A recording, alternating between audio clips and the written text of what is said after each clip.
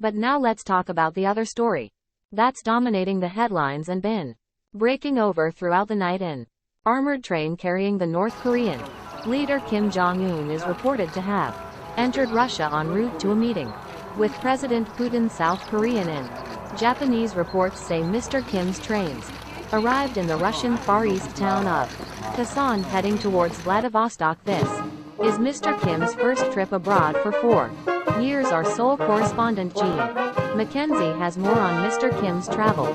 Kim Jong Un left Pyongyang on Sunday afternoon in his famous armored train.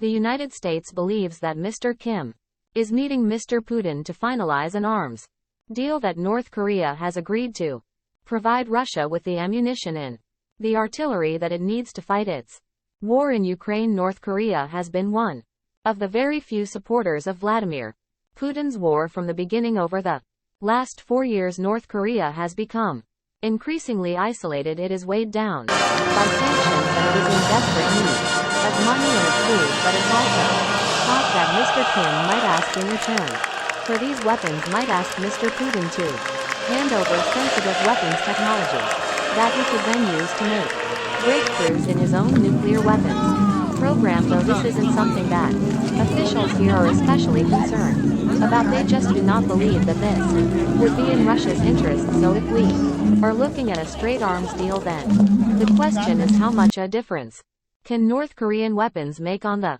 front offline in Ukraine? Are they going to be enough to move that front line to repel the Ukrainian counter-offensive?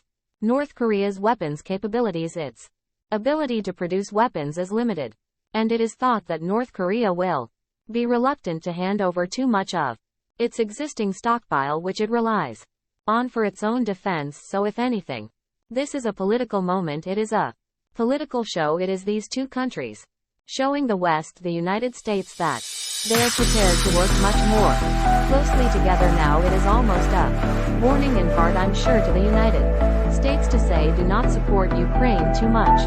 Jean Mackenzie there. Well, we'll be looking at this in detail in our business coverage because the Eastern Economic Forum kicks off today. This is a Russia-sponsored event. It's taking place in Vladivostok, and according to the Kremlin, at the meeting with Kim Jong Un will be taking place at the conclusion of that event. So all that later in our business coverage.